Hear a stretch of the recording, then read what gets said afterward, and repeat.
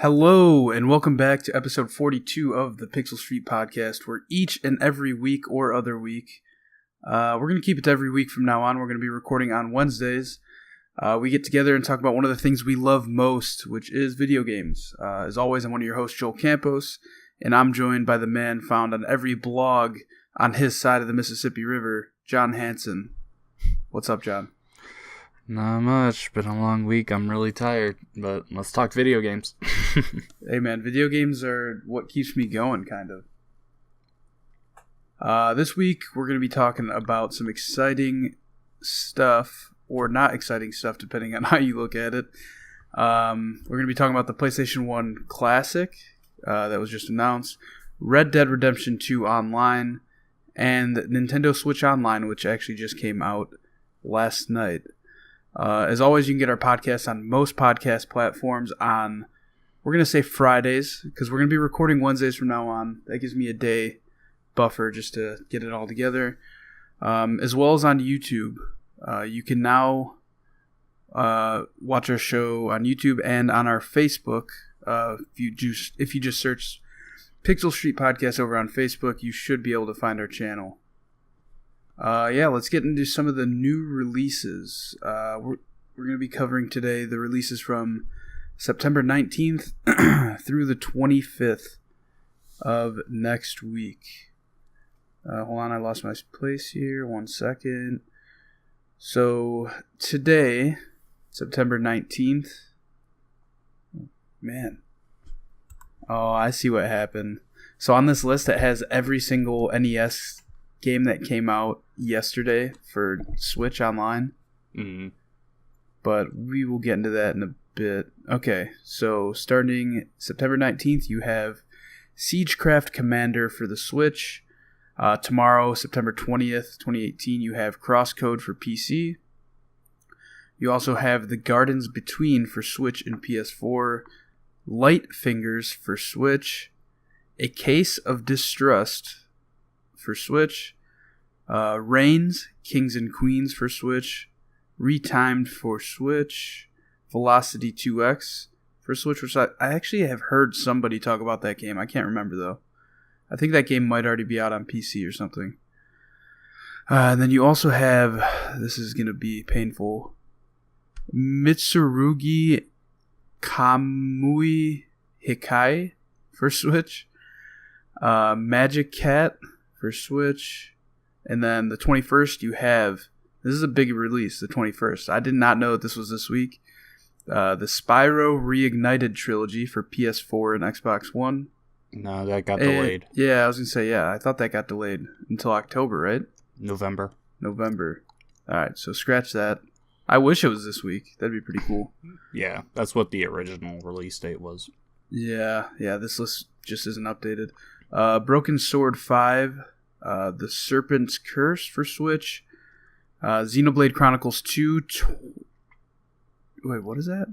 Torna, Xenoblade Chronicles 2, Torna, The Golden Country for Switch, My Brother Rabbit for Switch and PS4, and 8-Bit Armies for PS4. September 24th, you have Gyokao Love 100 Days for Switch. That is the most Japanese name and box art I've ever seen in my life.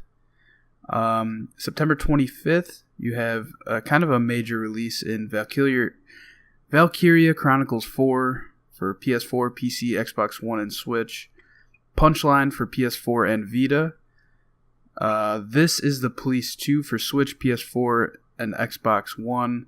Hollow Knight is coming out for Xbox One. Think of the Children for Switch. Ultimate Chicken Horse for Switch. That sounds like a cash grab name. South Park: The Stick of Truth for Switch, which I'm surprised that isn't already on Switch. I know The Fractured But Whole is. Mm-hmm. And yeah, that's it. And then later on next week, just something else to look forward to is Life is Strange 2. So yeah. I'm excited for that. I will say Ultimate Chicken Horse is actually a really fun party game. Oh, is it really? It sounds like the most cash grab name that I think I've ever heard. Nope, I actually have it on my PS4 so you can download it. But so you choose it's like a 4-player game, and you and the other people are supposed to get to. All right, it's a 2D game, and you're supposed to get from the start to the finish, which is a really short track, and you want to do it the fastest. And every round after you make it, you get to put in these little obstacles to make the track harder for your opponents. It's actually really fun. Sounds pretty cool. I might have to try it out because lately when I've been having friends over here, normally we just like watch YouTube videos or something, like watch a show. But I'm actually going to talk about this in a little bit when I get to what I've been playing. But yeah, I've just lately just been throwing some Xbox controllers in their hands and seeing what happens, you know? Mm-hmm. Because it's just fun to me. Like, I have some friends who don't even play video games, and they came over and we started playing a game, which I'll talk about in a bit, Death Squared, and they were just loving it. Like, they thought it was the coolest thing just because it's a puzzle game. But I mean, I've also wanted to get them to play, oh man, what is that game? I saw the Kind of Funny guys playing it a bunch, where it's like clay, I don't know, it's almost like clay figures in a way, and you're trying to like kill people. I can't remember what it's called. But yeah, I've been playing a lot of co-op games with 4 people, which is a lot of fun. I guess the problem with that, though, is I don't have 4 PS4 controllers. I only have 2. Gotcha. Yeah, John, you want to start talking about some of the backwards compatible games? Or, oh yeah, the Xbox One backwards compatibility. Yep. On September 11th, Zone of the Enders HD Collection came out. On the same day, Rumble Roses XX. Just yesterday, Greg Hastings Paintball 2 and Brutal Legend. Yeah, I actually saw, I can't remember what company makes Brutal Legend, but they tweeted yesterday, like, unironically, like, I think Jack Black got his star in the Hollywood Hall of Fame yesterday. Mm-hmm. And that game just happened to become backwards compatible yesterday on the same day. So I thought that was pretty interesting. Yeah. I never played Brutal Legend, did you? No. It looks cool, and it has a really cool idea, but from what I've seen of it, it takes this really weird turn, and it looks like a good hack and slash game, and starts out like that, and then it turns into an RTS game, and it's not as fun. That's kind of odd. Yeah, I've never played it myself. I like the idea. I mean, I love Jack Black, and him in a video game just sounds hilarious to me. Yeah, and there's actual, like, rock legends in there. I know Ozzy's in there, and there's a couple others, I think. That's interesting. Yeah, honestly, I don't think I've ever seen any gameplay of that game, which is very surprising. Yeah, I mean, if you look it up on YouTube, you could find it easily. Yeah, I'm sure there's full playthroughs. Yeah, let's move on to some of the free games of the month. We'll just alternate systems here, I guess. Mm. For Xbox, you got with Games with Gold, with your Xbox Live Gold subscription. I almost said prescription. You can get for your Xbox One Prison Architect from September 1st through 31st, and Live Lock from September 16th through October 15th. Xbox 360 backwards compatible game of the month is Sega Vintage Collection Monster World from September 16th through 31st. So coming winding down on like the last week of being able to get some of those games, which is, you know, you might as well get them if you have gold. If you have any of these services, definitely just, it doesn't hurt to get them, right? Mm-hmm. I mean, they're free. You never know. Yeah. You never know. Even though these 3 have me not interested at all. Yeah, I always just hit the download button though. I always just make sure I technically own it, because you never know. Like, even if it's a game that sounds really dumb to you, what if someday you want to go back to it? Yeah. On PS4 right now, there's Destiny 2, God of War 3 Remastered, Knowledge is Power, and Here They Lie, which needs VR for it. So some better games there. Destiny 2, I mean, you got the big, I don't know what they're calling, but the newest update came out for that, and then God of War 3 Remastered really sounds awesome to play. It's called Forsaken, sorry. Forsaken. Yo, keep going. I gotta go close my window. It just started pouring. Yep. On PS3 this month, we have Another World 20th Anniversary Edition, Cube Director's Cut, and on Vita we have Foul Play and Sparkle 2, which are both also playable on PS4. On Twitch Prime, right now available is Adventure Pals, Pumped BMX Plus, Strife Veteran Edition, Guild of Dungeoneering, and Gunpoint. I've literally heard of none of those games. I think I've heard of Pump BMX Plus because I think it might have been either an Xbox free game of the month previously or a PlayStation. I can't remember. Actually, no. I think it was a PS Vita free game of the month before. Yeah, I've never heard of any of these. Yep, well, that wraps up the free games. Like I was saying before, if you have any of those services, definitely just pick them up. Because more games isn't a bad thing. I mean, you know what they always say, quantity over quality, right? No. No, that's not something they say. I thought that was like PlayStation's motto. I mean, if it is, they should stop that. I'm just messing with you, man. All right, let's go on to some of the games we've been playing. There's one big one on both of our lists. We both played through it from the day it came out. We game shared so John could play it. That game is Spider-Man. Marvel's Spider-Man, actually. I think is the technical name.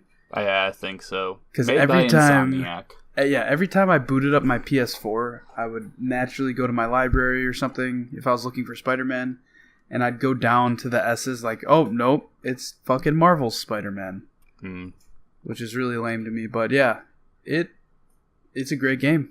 Yeah, it's great. I don't necessarily think it's better than God of War, so I would still put God of War at the top of my Game of the Year discussion, but Spider-Man is a very good game. I enjoyed mostly every second of it. It's a great game. The story works great. The web slinging is the best we've ever seen in a Spider-Man game. I made a review on my YouTube channel that I mentioned it's the best. What's your YouTube channel, John? Revec Shadows. But I mentioned that it's the best open world traversal since another Insomniac game, Sunset Overdrive, which was also really fun and a very underrated game. This game is just great. Yeah, everything you said is on par with what my thoughts of the game were. In my opinion, I think that this is right up there with God of War. So, like, right now, I don't personally have a number one. I think both games are great in their own way. I think the only thing that is maybe putting God of War ahead just slightly for me is that, we know the whole Spider-Man story, essentially. You know how this game's going to end up. It's very predictable in terms of what's happening throughout the whole thing. There are some, like, surprises at the end. We're not going to ruin everything. But there are just like some kind of feel-good moments that makes you excited for the future of, I guess, Marvel video games in general. But yeah, the swinging in the game is so nice. And the fact that you can you can literally just swing around with like two buttons, like the right trigger and X essentially. And I guess the joystick as well. And it just looks like dude, you're doing superhero shit. And like you're literally only hitting two buttons the whole time. It's just so cool to me. Yeah, really great stuff. Even when you start out, takes a little bit of getting used to web slinging, and then once you get used to that and the different unlocks you get in the web slinging tier, it's just amazing. Just combine that with the animations he makes while he's moving through the city, and it's really great stuff. Like you said, the story is extremely predictable except for one key part.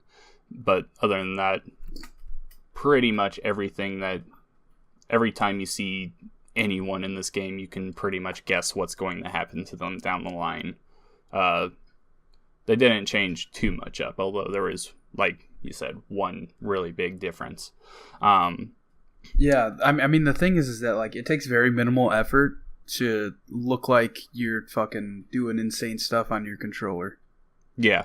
Like, my girlfriend was watching me, and she's like, I could never play this. And I was like, why? She's like, because it looks like you have way too much going on. I was like, no, like, I'm literally hitting two buttons. and holding forward on my left thumb. Yeah. The game is just designed to make you look so much better than you actually are. Yeah, I mean, like I said, overall the game's great. Graphically, it looks amazing.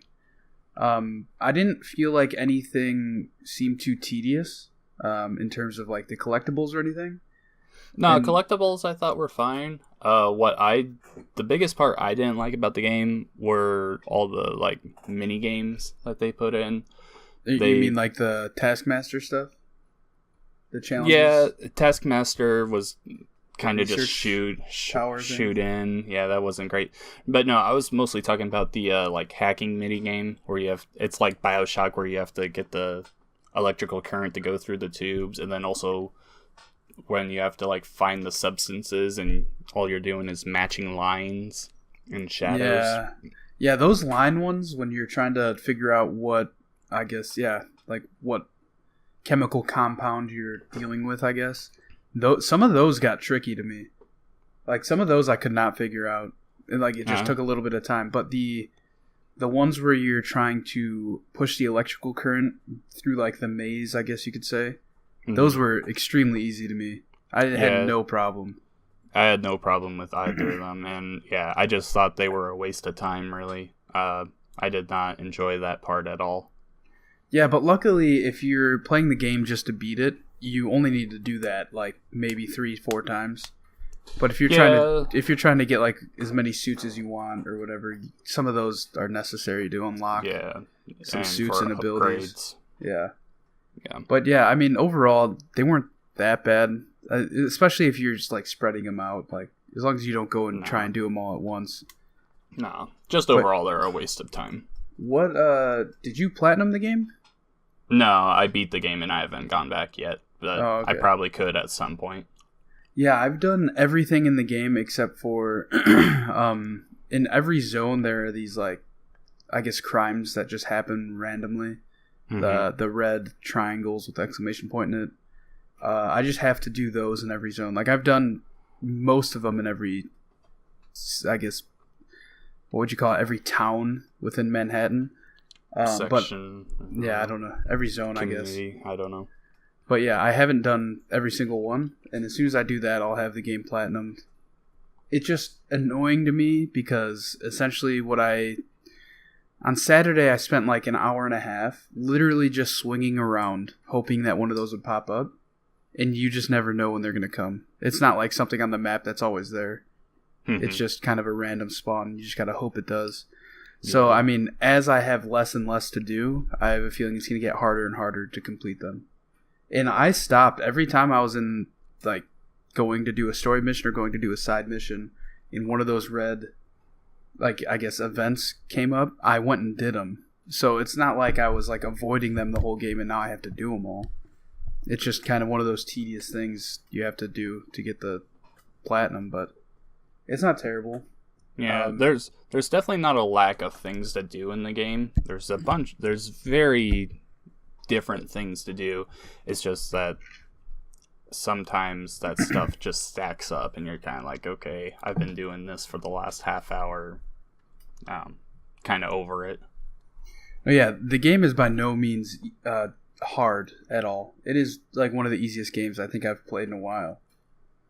Granted, like the enemies all seem easy until you get to there's one type of enemy that's kind of just slightly annoying. I wouldn't say they're necessarily hard, but I think the game overall is pretty easy. Yeah. I was gonna say one more thing.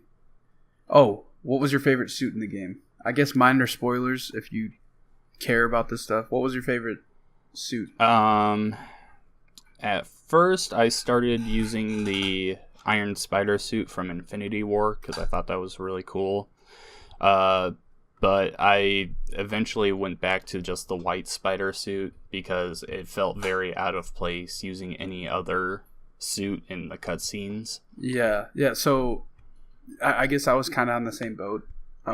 Every time I was doing a story mission, I made sure I had the white spider on. Yeah. I don't know. I'm weird about that kind of stuff. Yeah. If I ever go back and play it, then I'll definitely be switching between all the different suits. But yeah, during my story playthrough, I largely stuck to the white spider suit just because it fits much better.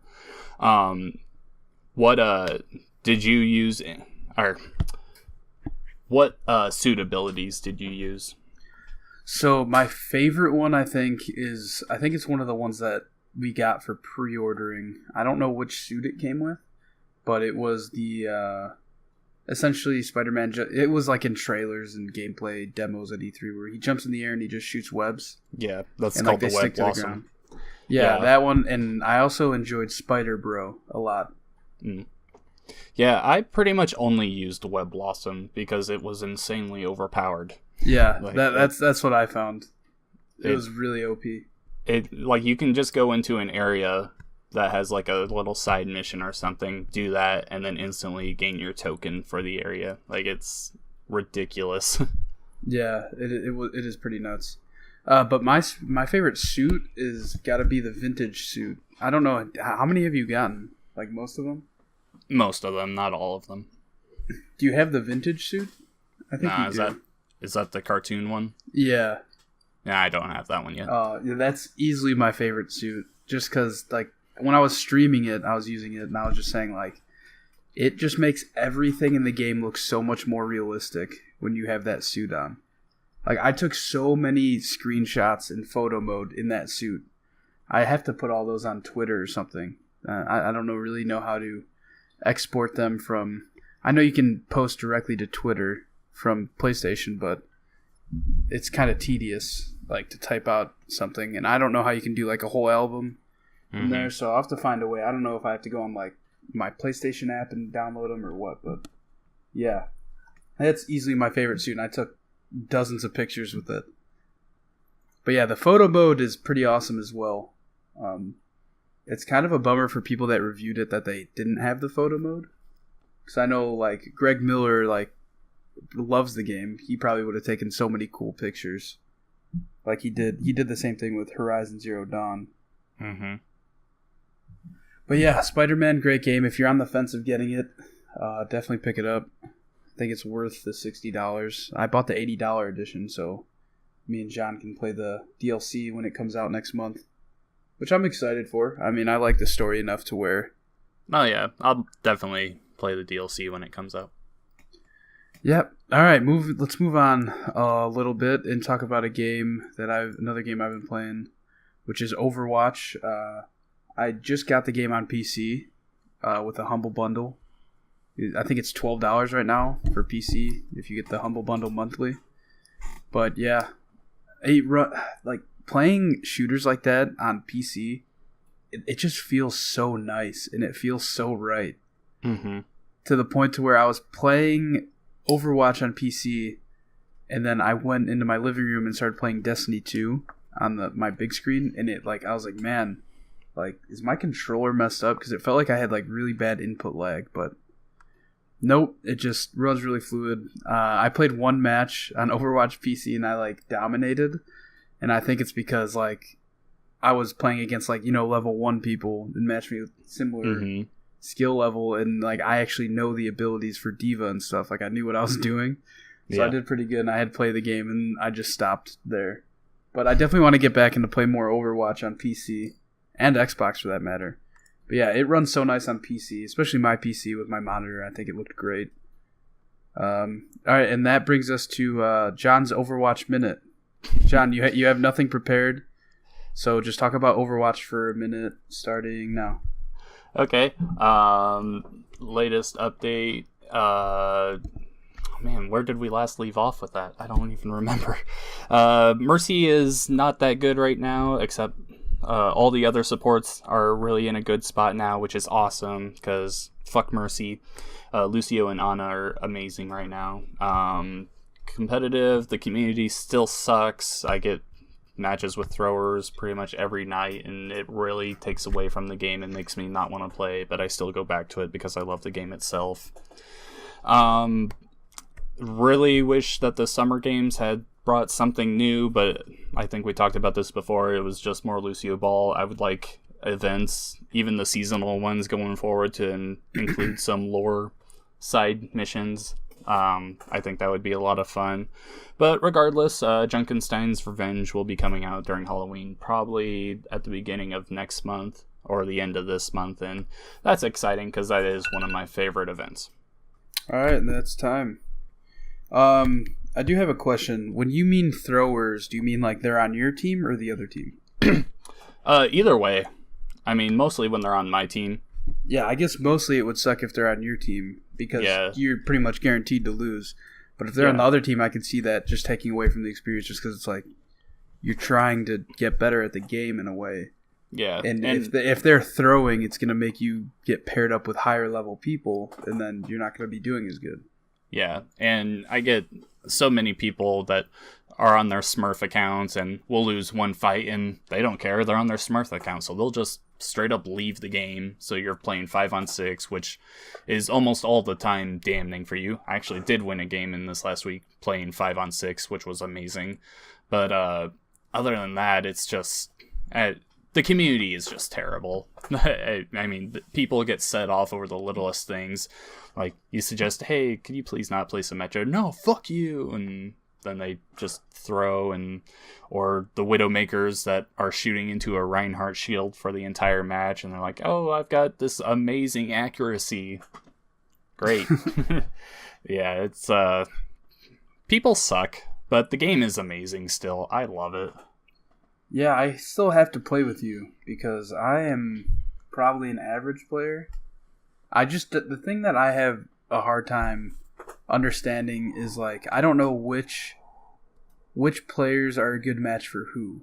You know what I mean? So like if I'm playing D.Va, I don't know which characters on the other team I should be like trying to take out first. Because I know that that's like a big part of it too, is knowing who you counter. And who counters you, like who to avoid and who to attack. Yeah, that is an important thing. With D.Va, you really want to jump in, attack, and get the quick kill, and then jump out if you can, because her armor isn't as good as it used to be, and she can get knocked out of her mech really easily. It's really great having a Winston with you, and you both just dive the squishies, say a Mercy, a Lucio, Ana. You want someone who's not very mobile, so Mercy can sometimes get out of there pretty fast. So someone like McCree, where you can just throw up your shield or your defense matrix and he'll be shooting right into you. You hit him with your rockets and shoot him down. That kind of thing. Counters to D.Va, you definitely want to watch out for Reaper. With D.Va's short defense matrix now, he can just wait you out and demech you really fast. Mei can freeze you really fast. Brigitte can stun you and make everything you do pretty much useless with the healing and armor that she can give out during her ult. Zenyatta, I mean, Discord Orb destroys D.Va because of her defense matrix is really short now. So there's a little bit of information for you. Yeah, it's just so much to learn in so little time. And the only two characters I feel comfortable playing are Reaper and D.Va. And I guess Soldier 76, just because I've played Call of Duty in my life. Yeah, Soldier's always an easy one to go to for anyone that's played Call of Duty. Yeah, D.Va and Reaper are actually in a pretty good spot right now, I think. I like what they both offer for a team, and I like the way that they can go about in a fight. So they're two good picks right now. Yeah, I mean, Overwatch is going nowhere anytime soon, so I'm sure we'll have a lot to say about it in the near future, especially when that the new seasonal comes out. What's it called again? I always forget it. It's Halloween Terror, and Halloween the event they run is Junkenstein's Revenge. Yeah, I did like Junkenstein's Revenge when I played it last year, so I'll definitely be playing that again. Moving on, what else have you been playing? I've been playing Shadow of the Tomb Raider. I love the Tomb Raider reboots. They're the only Tomb Raiders I've ever actually played, but I enjoy them so much. I love them. Shadow of the Tomb Raider is supposed to be like the finale of like Lara becoming the Tomb Raider and just kind of her origin story. In it, she has taken a dagger from this tomb that sets off the Mayan apocalypse, and she's having to deal with the ramifications of that, but also try and stop Trinity from taking over the world. I mean, it's just a really good game. Not necessarily my favorite of the three, but because there is a little bit that feels off. Crystal Dynamics, who made the reboot and Rise of the Tomb Raider, they just kind of did a assisting development on this, where Eidos Montreal, the guys who made the Deus Ex games, they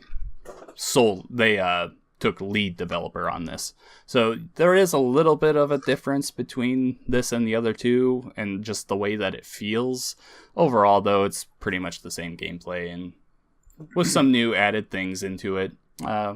Overall, it's a really fun game, and I'm enjoying it. I'm not too far into it yet, though, so I'm excited to play more.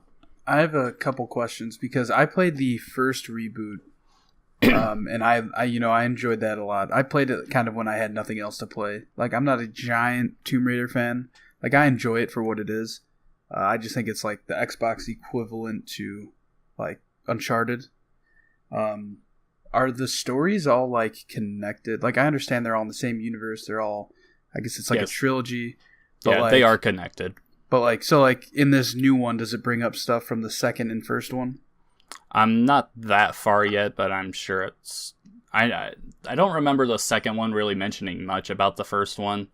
Where I'm at in the third one, they mention a guy that dies in the first one. So there's just like little tiny nods like that, and just kind of like little glimpses into Lara's past in general. But so it's kind of just like character development from the other games? Yeah, probably the biggest carryover is just Trinity, which is the military force, which is trying to stop Lara.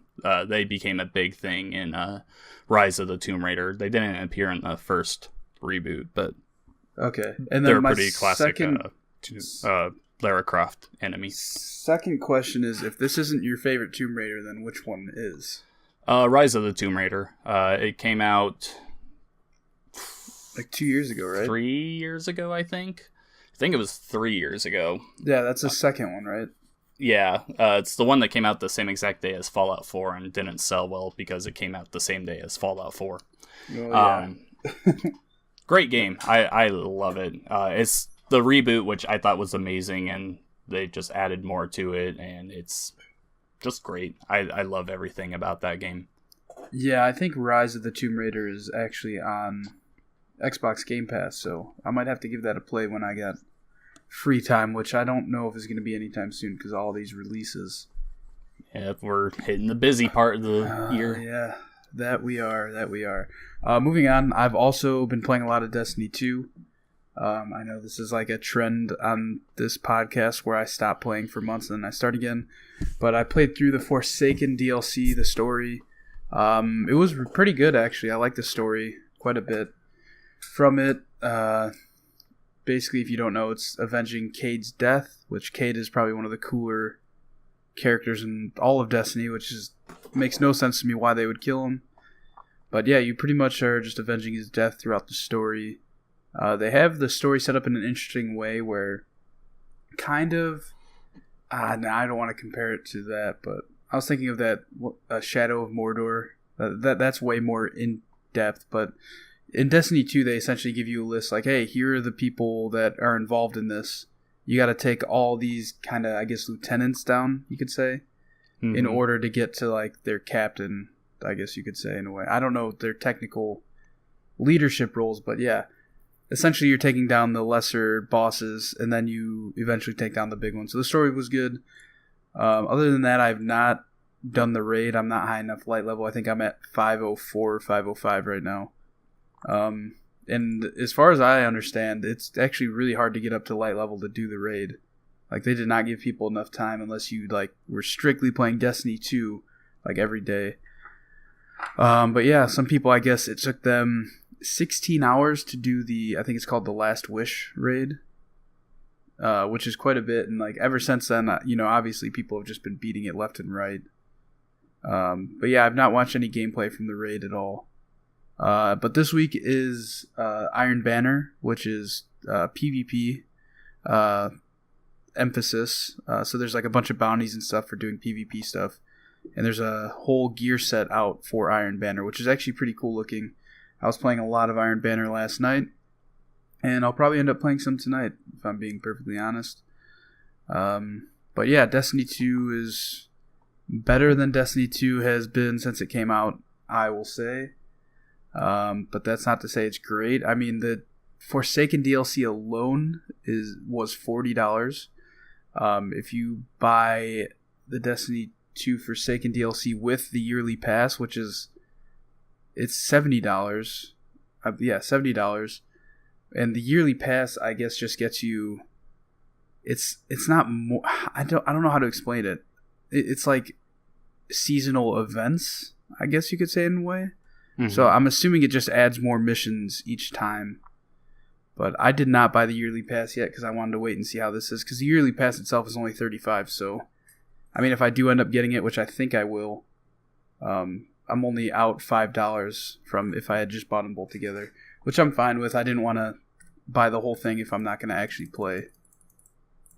So yeah, we'll see if I continue playing. I have a feeling I am. Right now they have like a quest in game where if you do a bunch of stuff down this like I think they're called bounties in the game. If you do like a bounty, so like the first step is like get 250 pistol kills in the Crucible, which is PvP. Then it like will advance to the next step. And if you do all the steps, you actually get a replica of a gun from the game. Like Bungie will send it to you, which is pretty cool. They did the same thing with Moments of Triumph, I think, back in the day. They would send you a t-shirt because it was like one of the hardest things to do in the game at the time. So yeah, like if you complete them all, you get the gun in game, I believe, and then you get they'll give you a code to go on their website and buy it for free. I think you just pay shipping, which is pretty cool. And like you can actually go on their website and buy the gun itself. But it's like $777,000 and $777. It's just a ridiculous price so that people won't actually buy it instead of earning it in game. Mm-hmm. But yeah, I mean I think that's a pretty cool thing. I don't know if I'll ever get it just because you have to do it by December 30th, I think, or something like that. And I don't see myself playing it enough to do that, especially with Red Dead coming out next month. You kidding me? Yeah. No chance. But yeah, Destiny 2 is good. Pick it up if you played through Destiny 2, definitely. If not, this is actually a pretty good jumping on point because they give you a character boost so that you can start right at the DLC. But yeah, it's a good DLC. Check it out if you have any interest in Destiny at all. What else have you been playing? You've been driving? Yeah, I'll actually combine my next two because I don't have a ton to say. But I started playing Forza Horizon 3. I'm not typically much of a simulation fan or simulation racing fan. I like the more arcadey, hey, I'm going to crash into you and push you off the road. Just more fun things. But I did get Forza Horizon 3 for free while I was working at my last job, so I was like, might as well give it a try. And the Hot Wheels tracks are a lot of fun. Oh yeah. Besides that, it's cool. I enjoy it. I've pretty much only been playing it when I have nothing else to do and there's nothing going on. I absolutely love the Forza Horizon series. Like I think that they're some of the best racing games ever made, just because it's kind of a combination of a simulation and a arcade type game. Just because like the cars to spec are like real life accurate. Yeah. And like, I mean, that Hot Wheels DLC was one of the coolest things I think a racing game has done in a long time. Yeah, it was. It was a lot of fun. On that point though, of me just kind of playing when there's nothing else to do, I started playing PUBG again, tried doing it on my own, see how well I could do. Spoiler alert, I still suck.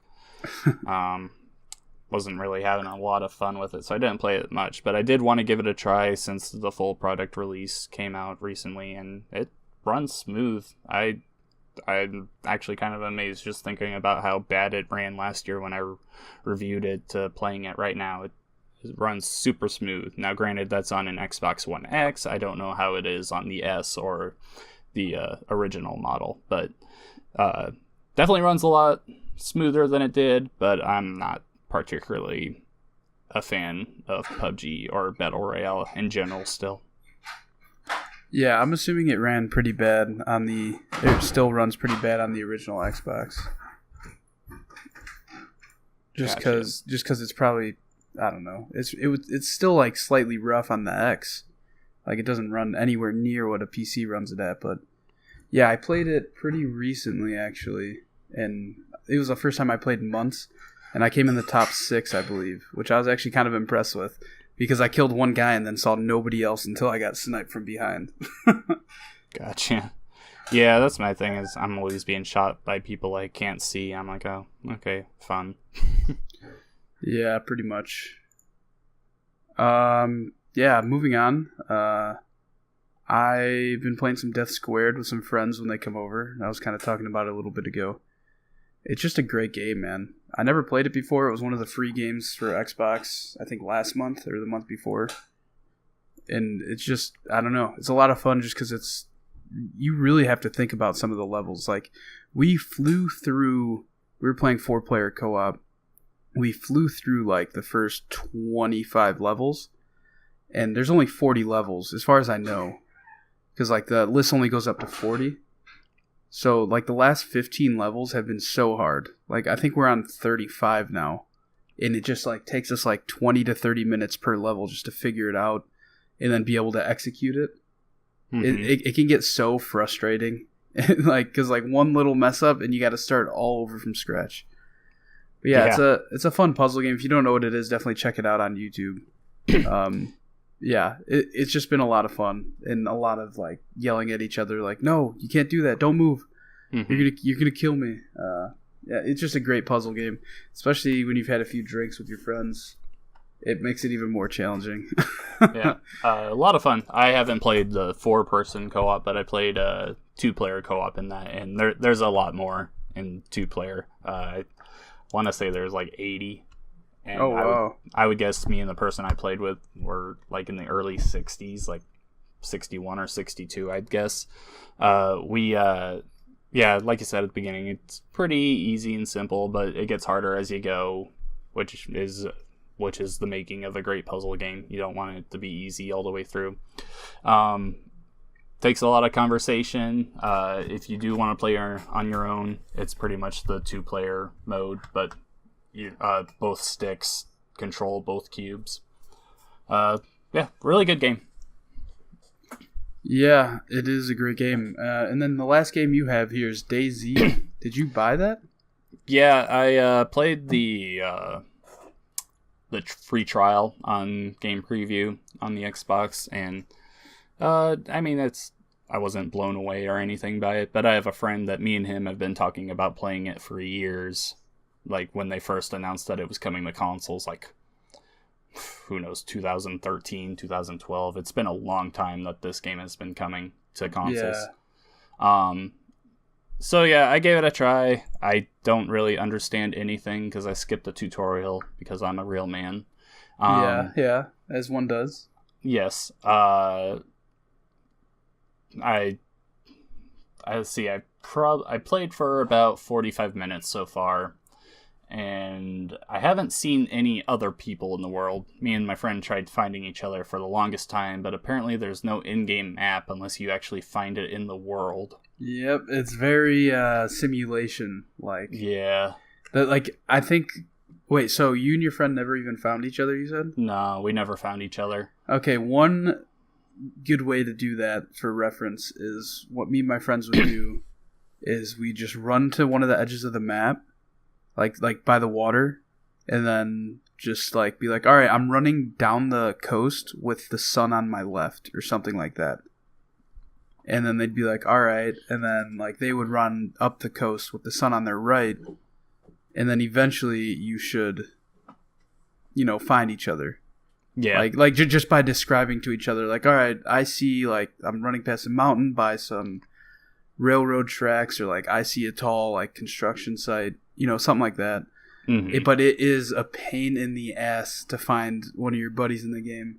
Yeah. Especially when you consider the fact that you could get killed at any moment by another player and then be spawned somewhere random ass on the map.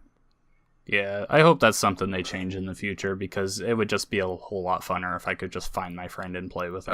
That I guarantee you that is not something that's changing anytime soon, because that's how DayZ has been since it was. I know, but it would just be Arma. A lot funner if it was like that. But whatever. But that's part of the charm of the game, though. No, that's not charm. That's just lazy and dumb and stupid. That is not lazy at all. That is 100% intentional. It's not fun. To you, maybe. You're right. It's not. It does get annoying, I will say that. I've spent way too many hours in that game trying to find friends to only die and then have to respawn. But when you do find your friends and you do get gear, it's a fucking blast. Alright, let's get into some of the news we have here. First and foremost, we have the Sony PlayStation Classic. This was just announced yesterday. Nick Stat of The Verge writes, Sony is launching a PlayStation Classic console this December loaded with 20 games. Sony is following in Nintendo's footsteps and bringing back its original PlayStation console nearly 25 years after its initial release as a miniature gaming device called the PlayStation Classic. The company announced today, I guess technically last night. The device is now up for pre-order at Best Buy, Walmart, and GameStop, and it is actually on Amazon now because I pre-ordered it because they don't charge you till it comes out. For $99.99 USD, and similar to Nintendo's NES and SNES classic consoles, will come preloaded with 20 genre-defining titles, including Final Fantasy VII, Tekken 3, and Ridge Racer Type 4. The device will launch globally on December 3rd. What are your thoughts, John? I think it's overpriced, and I thought about pre-ordering it until I saw the price. I was like, I don't want to spend $100 on this. Yeah, I like I said, I pre-ordered it on Amazon because they don't charge you till it comes out, and it just gives me time to decide if I actually want it or not. It depends on the games that they announce for it too. Yeah, cool idea. I mean, we should have seen this one coming with the success that Nintendo has had for their classic consoles. Interesting that Sony didn't try and rename it or anything. They went with the classic moniker, which is odd. But well, I was listening to a podcast today, and it kind of makes sense for them because they used to do the PlayStation Classics. Yeah, like the games. Yeah, it's cool. It's awesome for people that have never played it or people that want to go back to it. I just think of when I was working at Disc Replay, we would sell those consoles for $15, and then the games themselves we would sell for $3 at most $10. Yeah, then that was the more popular ones. So yeah, I mean, I have a PS1 in my living room already. I don't know. I like collecting these little classic ones. Yeah, I think they're cool. I'll think about it more, but I don't really think I want to spend $100 on it. Yeah. I think that this is the first classic console that's been super nostalgic to me in terms of the packaging, because I have very vivid memories of that PlayStation box and the user manual that it comes with, and this all looks very similar to how it was before. Whereas the NES and SNES, they were kind of before my time. And so, when we had it, we didn't, have the box lying around. We just had the consoles. Yeah. So, yeah, it's pretty cool. All that being said, if Nintendo comes out and says, hey, we have an N64 one coming out for $100, I'm buying that right on the spot. Because yeah, exactly. Yeah, so. They could sell that thing for probably $150, and it'll sell out everywhere. Oh yeah. All right. Okay. Next up, Red Dead Online is finally announced, and the public beta is coming in November. This is from Imran Khan of Game Informer. Red Dead Redemption 2 Online has always been somewhat of a question mark, with fans filling in the empty void with what they think Rockstar can and should add to the new game's multiplayer experience. But the developer has finally given a scant few details toward what Red Dead Redemption 2's multiplayer will look like.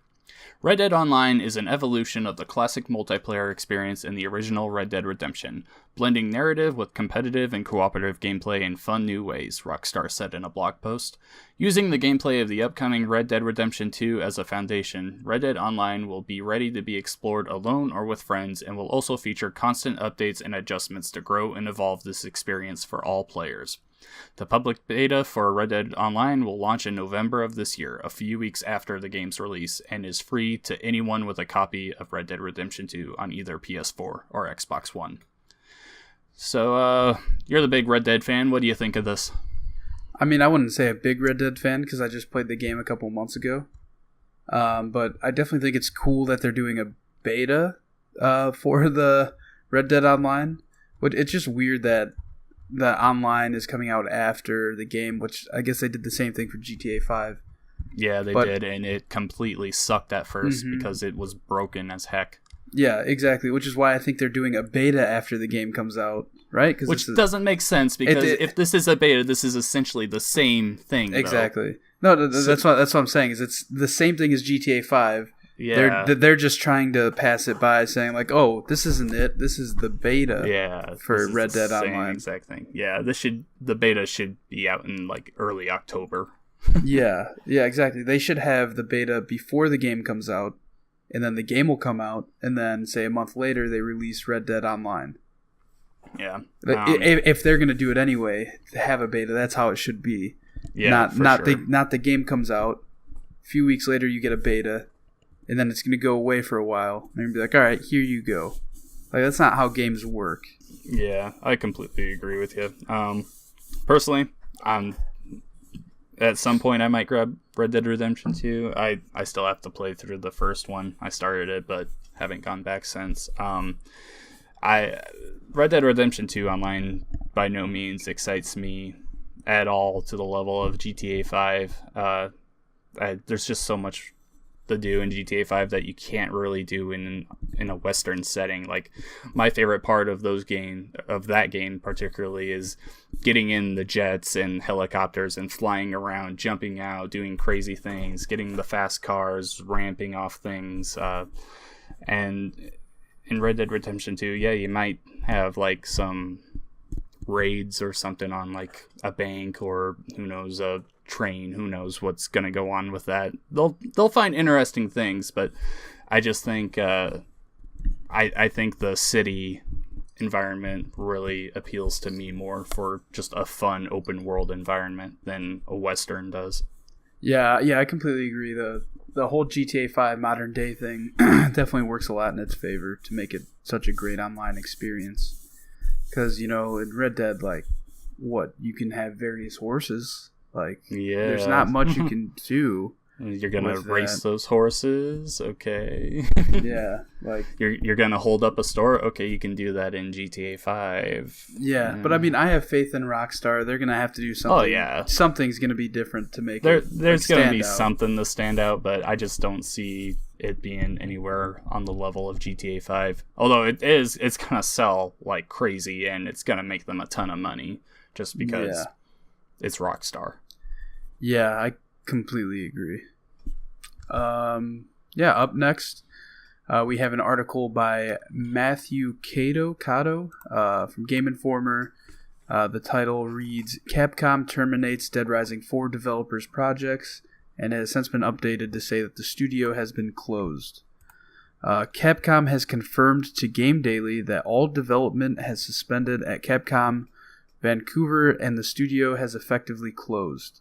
Capcom is moving their development primary to Japan. Then the original story read that Capcom has officially announced that it is terminating the projects of Capcom Vancouver, the internal studio which has handled the Dead Rising franchise since Dead Rising 2 in 2010. Earlier this year, there were significant layoffs at Capcom Vancouver, with mobile title Puzzle Fighter closed down, so the studio could concentrate on a Dead Rising project. I mean, this is really sad. I mean, I have heard today, I actually heard that a bunch of them got hired on at some EA studio. I don't remember which one. I think EA Vancouver or something like that. But yeah, I mean, it sucks anytime we hear this, especially like Dead Rising is. I think it's a cool franchise. Granted, like the past 2 games have really lacked to have that Dead Rising charm, I think.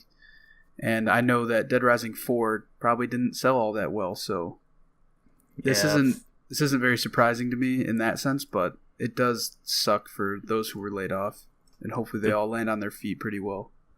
Yeah, for sure. The timing of it is what surprises me, because like you said, Dead Rising 4 was kind of lackluster. I didn't really enjoy that one. I was very disappointed in it. Dead Rising 3 I loved. Particularly. Yeah, but, no, I did like Dead Rising 3. Dead Rising 2 I didn't play as much, but Dead Rising 3 I enjoyed. 2 was okay. But yeah, 3 was awesome. 4 was very disappointing to me. And I believe they were working on another Dead Rising game, so for them to just out of nowhere close the studio down now, it's got to tell me that they really did not like the way they were going forward with Dead Rising 5. For them to move that all the way to Japan and just completely cancel whatever they were working on. So now they're going to just make their own different Dead Rising 5. They must have really not liked what they had saw. Yeah, I mean, Dead Rising 4 came out in 2016, so they've been working on this for about 2 years now. Mm-hmm. So that's actually really surprising, because Dead Rising 5 should have been a game we've been hearing about like next year. So, yeah, potentially, yeah. I mean, so now I think if there is a Dead Rising 5, or maybe they reboot the whole thing, who knows what's going to happen with it, but it's not going to be, I think, until next gen. Yeah, we'll see. But yeah, good luck to those affected by that studio closing. For sure. Next up, PUBG may be coming to PS4, to the surprise of absolutely no one. This is from Steve Watts of GameSpot. PlayerUnknown's Battlegrounds may be heading to PS4. A listing on a foreign ratings board site suggests that the Battle Royale game may be heading to the Sony platform, which would mean the end of Xbox One console exclusivity. The listing on the South Korean ratings board Game Rating and Administration Committee clearly notes PlayerUnknown's Battlegrounds next to PS4. That would be a big change, given that it was touted as an Xbox One console exclusive. In fact, it just came out of early access on the console last month after building up a sizable audience. This doesn't surprise me at all. That they never said it was an all-time console exclusive. In fact, the developers were like always trying to stay away from mentioning exclusivity at all. We've always known for the last year that this was coming to PS4 at some point. And it just makes so much sense now that with the game just releasing, and it was probably only like a year contract with Microsoft for it to be on Xbox, so I could definitely see this coming to PS4 by December. Yeah, the downside to that though is that Call of Duty Blackout's coming out in less than a month here, and people love that, so I have a feeling that this is just too little too late for PUBG to get such like as big of a following on PS4 as it could have. Yeah, for sure. But yeah, because I played some of the Blackout beta. I forgot to talk about it. I'll talk about it next week. But yeah, it was a lot of fun. I enjoyed it a lot. It just, like, you know how good Call of Duty feels. Like, imagine Call of Duty. Like, I didn't have high hopes for it, but it is really a lot of fun to play. And it feels amazing. But I'll talk about that more next week. But yeah, but PUBG coming to PS4, I think it's just too little too late for them to come there. Which is, you know, honestly, part of Xbox's plan, you know, to give them probably a bunch of money to sign them on for a year. Yeah, for sure. And our last article for the day is about Nintendo Switch Online. It is now live. Steve Watts from GameSpot writes, Nintendo Switch Online, the first paid online service from the company, is now available for purchase through the Nintendo Switch eShop. Signing up for this service grants you access to online play, cloud saves, and a selection of NES classics. To sign up, first you'll have to download and install the 6.0 system update. Then you go into the eShop and find the new Switch Online tab. That will show you the various subscription periods along with the 7-day free trial. If you decide to pay for a subscription, it's priced at $4 for 1 month, $8 for 3 months, or $20 for 12 months. A 12-month family subscription is also available for $35. If you don't want to pay out of pocket, you can use My Nintendo Points. The service enables online play for games like Mario Tennis Aces, Splatoon 2, and Mario Kart 8 Deluxe. It also enables cloud saves and gives you access to the Nintendo Switch Online app for voice chat functionality. You'll also be able to download the Nintendo Entertainment System, Nintendo Switch Online. Yeah, that's such a long name for that. Application, which houses 20 NES games with more on the way throughout the rest of the year. Finally, you'll get access to special offers like exclusive Splatoon 2 gear. It has some gaps and exceptions, however. Cloud saves won't be offered for all games. I think one of them is Splatoon 2, actually. Splatoon 2 and Pokemon Let's Go will not have it. And NES online games are only playable offline for a week without checking in. For more details on the Switch Online service, check out our wrap-up of everything we know. Yeah, I mean, Pokemon Let's Go not having it is really odd to me, because you'd assume that every game coming out from now on, especially a Nintendo first-party game, is going to have cloud saves. I actually think it's to prevent cheating, so you don't upload Pokemon and then just duplicate them over and over again. That makes sense. But, I mean, it's 2018. I feel like there's a way around it, but who knows? Yeah. Did you download this at all? Not yet. I will at some point, because I mean, I'm gonna play Smash. I've been too busy playing other games. I think that one downside to it is that I feel like all games that were online previously should be grandfathered in to be able to play online for free. Because what if you're a little kid who, convincing your parents to pay for this service might be tough for some people, There is one exception, though. Fortnite, you don't need the subscription, so... Yeah, I think that's because that game just makes Nintendo a bunch of money, probably. Yeah, it's just too big right now. But either way, I think that games that were online before should be grandfathered in, because I saw a bunch of articles about I saw a bunch of screenshots actually on Twitter because Splatoon 2 has that feature where you can draw up something for when you're playing online, and other people can see it, and there's a bunch of people well, I guess I'm done playing Splatoon 2 because I can't afford this service, or stuff like that. And people making fun of them, saying haha, I can't wait for the purge, stuff like that. It's just, I don't know. Yeah. I feel like they could have handled it better. Maybe if they get enough backlash. At the end of the day, it's $20 a year. It's not a lot at all. Yeah, but there's people who probably can't afford that, or like I was saying, a kid might be hard for them to convince their parents to pay for that for a game that maybe, what if there was a kid who just played Splatoon 2 every fucking day? You don't know what, now they can't play it anymore. Yeah. I think it's kind of shitty, but personally, I already actually downloaded the app and I started the 7-day trial. It's pretty cool. The NES games on there are pretty cool. It's essentially just like the NES Classic. So yeah, I mean, overall, I think it's a cool service. Granted, they keep adding more games to it, good games at that. Mm-hmm. But yeah, we'll see. I mean, I wish we're kind of seeing it come to life. Is we talked about it before, where we just wanted them to come out with one cartridge that just says, hey, here are all the NES Classic games on this cartridge. I think that'd be awesome. But we're kind of seeing it come to life already in this NES, I guess, Nintendo Online service. But yeah, that wraps up our news for the week. Let's get on to the topic of the show. Oh man, we're already over an hour. The topic of the show is John wants to know what game needs to be on the PlayStation Classic for you to buy it. So let us know in the comments below what you think the game that would make you buy it, or if it's already been announced, if you're going to get it at all.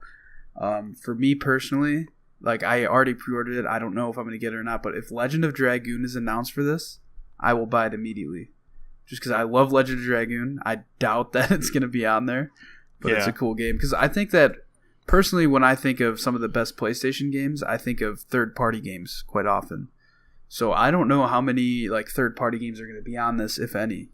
I mean, there are Square Enix, but yeah, who knows? But Legend of Dragoon's one I'd like to see. Pa Rappa the Rapper, I think would be pretty cool. Because I remember playing that as a kid with my brother. What about you, John? What are some that you would want to see? Twisted Metal 2 is my number one. Like, if that's on there, that seriously helps push me towards buying it. I remember I used to play Twisted Metal on the PS1 back in the day, and I never played it for like the longest time. Then it came out on PSP, and I got it for PSP, and I played the shit out of that game. Yeah. Mainly because you could connect, like you could just join a lobby, and you could just talk to people. And it was like so funny because there would just be like 50 people in a chat room just like talking about random stuff in gaming, which I thought was so cool back in the day. Just because I didn't have a computer when I was younger, like that age, so I thought it was pretty cool. Yeah, so Twisted Metal's just specifically 2, but any of them would really help push me towards it. Like you said, Parappa the Rapper, I think that's a shoo-in. That one's got to be there. Tony Hawk Pro Skater 2 would be an awesome inclusion, I think. I think 1 or 2 I think would be awesome. 1 or 2 would be awesome. And you got to have Spyro and Crash on there somewhere. So there are shoo-ins, of course. Yeah. Silent Hill and Resident Evil, I'm not sure if those make an appearance. I don't know if PlayStation's really trying to go for kids here, like Nintendo is. But if they are, I don't necessarily know if those will be there. But if they're not, if they're just like, hey, this is for whoever wants to play it, then Resident Evil 2 and Silent Hill should definitely be there. Yeah, I think Metal Gear Solid will definitely be on this thing. Yeah, Metal Gear Solid. There's quite a bit. They said, 20 games, right? So yeah, there's definitely room. They've only announced like 5, I think. So there's definitely going to be some good ones on there. Yeah, I completely agree. I'm excited to see what this full list ends up being, personally, just because I have a feeling there's going to be 1 or 2 on there that I'm like, why is that on there? But I imagine getting some of the rights to some of these games is really hard, like to put it on this device. Yeah, some like with Nintendo, it makes sense because it's mainly all their own stuff. Yeah, we'll see what happens though. Yeah, well, that wraps up episode 42 of the Pixel Street Podcast.